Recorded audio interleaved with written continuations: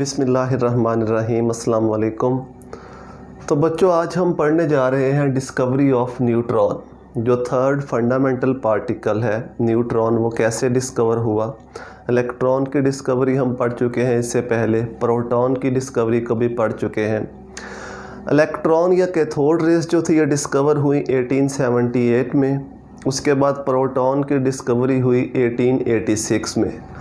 Up to 1920 तक isotopes भी discover हो चुके थे, और तब तक साइंटिस्ट का ये ख्याल था कि एटम के अंदर दो ही एलिमेंट्री पार्टिकल्स हैं, इलेक्ट्रॉन और प्रोटॉन, और दोनों पार्टिकल्स न्यूक्लियस में मौजूद होते हैं। तब तक ये साइंटिस्ट का ख्याल था, लेकिन जो एक्सपेरिमेंट्स थे वो इस चीज़ के साथ कंट्राडिक्शन में थे। वो इस चीज़ को प्रूफ नहीं करते थे कि इलेक्ट्रॉन और प्रोटॉन दो ही एलिमेंट्री पार्टिकल्स हैं।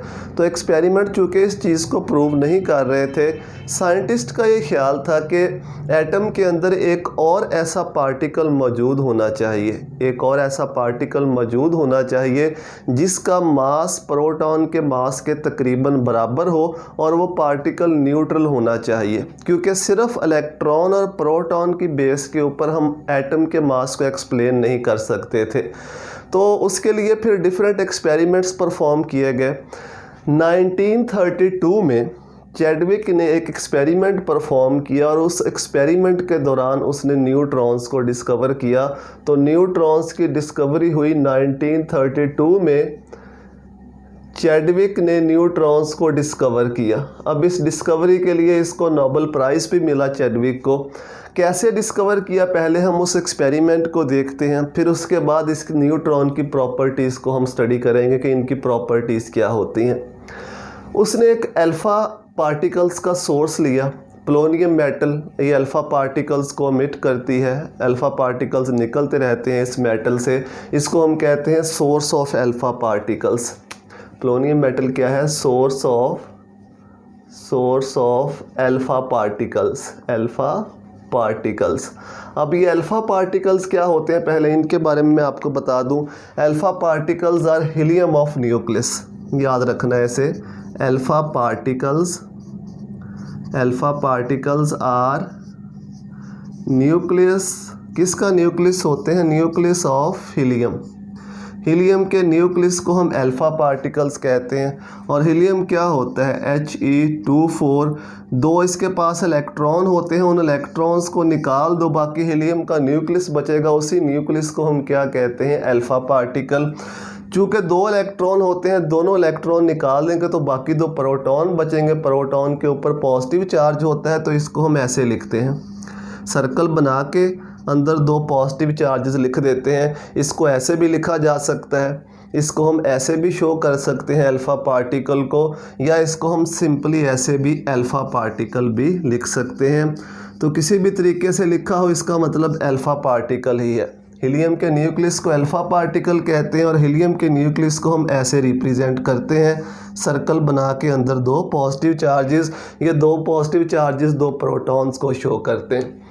तो उसने एक सोर्स लिया अल्फ़ा पार्टिकल्स का, ऐसी मेटल जो अल्फ़ा पार्टिकल्स को एमिट करती हो।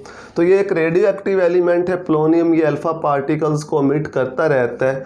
इसके इर्द गिर्द ये शील्ड मौजूद है, चूँकि ये जब पार्टिकल्स निकलते हैं तो वो हर डायरेक्शन में जाते हैं। ये शील्ड उन पार्टिकल्स को बाकी डायरेक्शन में जाने से रोकती है। जिस डायरेक्शन में हमने इनको लेके जाना होता है उसी डायरेक्शन में ये अल्फ़ा पार्टिकल जाते हैं। तो ये इसके इर्द गिर्द शील्ड मौजूद है। ये पोलोनियम सोर्स है अल्फ़ा पार्टिकल्स का। इससे अल्फ़ा पार्टिकल्स निकलते हैं तो उसको आप ऐसे शो कर दो, +2 चार्ज अल्फ़ा पार्टिकल्स के ऊपर, इस तरह से अल्फ़ा पार्टिकल्स। ये अल्फ़ा पार्टिकल्स को उसने टकराया, स्ट्राइक किया बेरिलियम मेटल के साथ। इसको बेरिलियम टारगेट कहते हैं। जब ये अल्फ़ा पार्टिकल इस बेरिलियम मेटल के साथ स्ट्राइक किए तो उसने नोट किया कि इस बेरिलियम मेटल से एक ख़ास किस्म की रेडिएशंस निकलती हैं। इन रेडिएशंस की जब उसने प्रॉपर्टीज़ को स्टडी किया तो उसने देखा कि इन रेडिएशंस के ऊपर कोई चार्ज नहीं है, ये न्यूट्रल रेडिएशंस हैं, तो उसने इन रेडिएशंस को न्यूट्रॉन्स का नाम दे दिया। डिफरेंट बुक्स में इस एक्सपेरिमेंट को डिफरेंट तरीके से एक्सप्लेन किया गया है, लेकिन जो सबसे सिंपल वे है एक्सप्लेन करने का वो इसको ऐसे ही हम एक्सप्लेन करते हैं जो आपकी बुक में भी दिया हुआ है।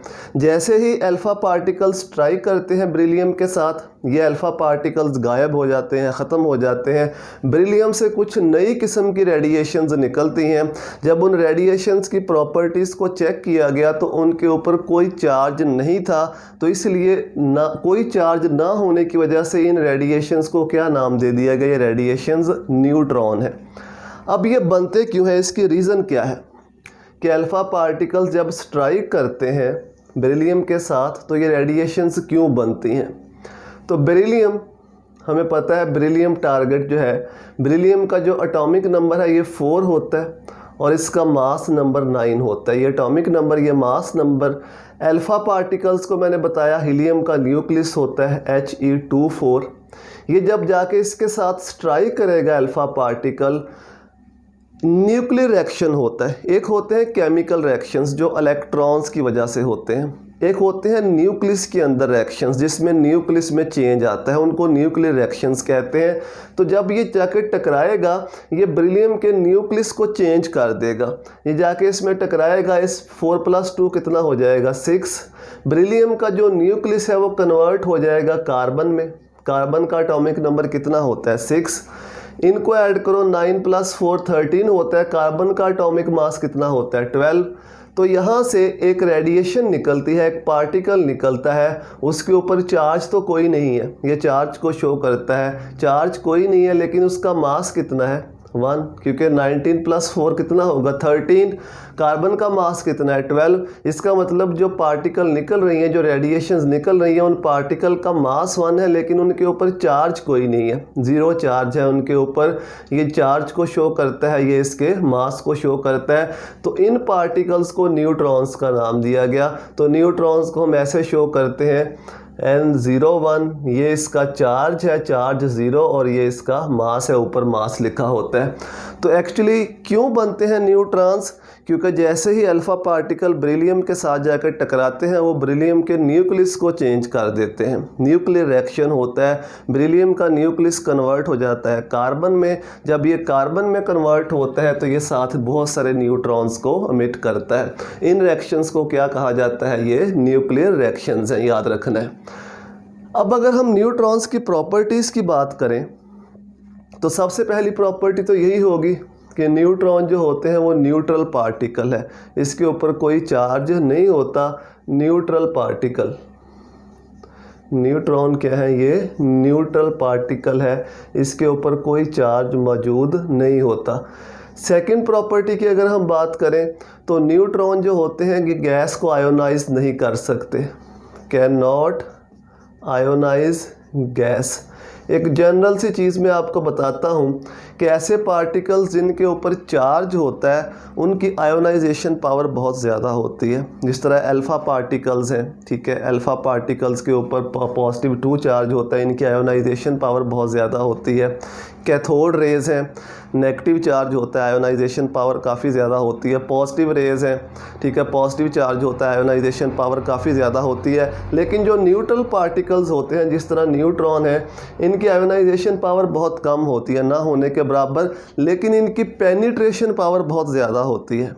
जिनके ऊपर, जिन पार्टिकल्स के ऊपर चार्ज होता है, ये फिज़िक्स में आप डिटेल से पढ़ोगे भी, उनकी आयोनाइजेशन पावर ज़्यादा होती है। लेकिन जो न्यूट्रल, जैसे न्यूट्रॉन जो है ये न्यूट्रल है, तो इनकी पेनिट्रेशन पावर ज़्यादा होती है। तो थर्ड पॉइंट भी हम यही लिख सकते हैं, हैव मच पेनिट्रेटिंग पावर, यानी ये मटेरियल के अंदर काफ़ी हद तक पेनिट्रेट कर सकते हैं, इनकी पेनिट्रेटिंग पावर जो है वो काफ़ी ज़्यादा होती है। Next fourth point, they can expel proton. They बहुत ही इम्पोर्टेंट है, they can expel proton from paraffins और वाटर। जब न्यूट्रॉन पैराफिन हाइड्रोकार्बन्स को कहते हैं, जब न्यूट्रॉन पैराफिन्स या वाटर के साथ टकराते हैं, स्ट्राइक करते हैं, तो वहाँ से ये high energy high speed proton को एक्सपेल करते हैं। ऐसा क्यों होता है? एक्चुअली ये हमने पढ़ा हुआ है कि जब दो पार्टिकल्स आपस में स्ट्राइक करते हैं तो अपनी एनर्जी को ट्रांसफ़र करते हैं। सपोज़ एक पार्टिकल रेस्ट पे पड़ा हुआ है, दूसरा पार्टिकल आके उससे स्ट्राइक करता है, तो जो पार्टिकल स्ट्राइक करता है वो अपनी एनर्जी को शिफ्ट करता है जो पार्टिकल रेस्ट में पड़ा हुआ है उसमें। ये जनरल एक रूल है कि अगर पार्टिकल्स का मास बराबर होगा तो जो एनर्जी की शिफ्टिंग है वो मैक्सिमम होगी। फिर मैं दोबारा रिपीट करता हूँ, अगर पार्टिकल्स का मास इक्वल होगा तो जो एनर्जी की शिफ्टिंग है वो क्या होगी, वो इक्वल होगी। पैराफिन्स या हाइड्रोकार्बन्स और वाटर के अंदर भर भर के प्रोटॉन होते हैं, यानी हाइड्रोजन काफ़ी ज़्यादा होते हैं, और न्यूट्रॉन का जो मास है वो प्रोटॉन के मास के तकरीबन बराबर होता है। ठीक है, ये हम पढ़ा हुआ है, तकरीबन इक्वल होता है। तो जैसे ही न्यूट्रॉन जाके स्ट्राइक करता है, न्यूट्रॉन प्रोटॉन के साथ जाके स्ट्राइक करता है, इक्वल मास होने की वजह से ये अपनी सारी की सारी एनर्जी ट्रांसफ़र कर देता है प्रोटॉन को। तो न्यूट्रॉन वहाँ पे स्टॉप हो जाता है और प्रोटॉन वहाँ से हाई स्पीड प्रोटॉन जो है वहाँ से एक्सपेल होते हैं। तो इसी वजह से जो न्यूट्रॉन्स होते हैं जब ये पैराफिन्स या वाटर के साथ स्ट्राइक करते हैं तो वहाँ से हाई एनर्जी प्रोटॉन्स को ये एक्सपेल कर सकते हैं। अब न्यूट्रॉन्स की एनर्जी की बेस के ऊपर हमने न्यूट्रॉन्स को दो क्लासेस में डिवाइड किया हुआ है, फास्ट मूविंग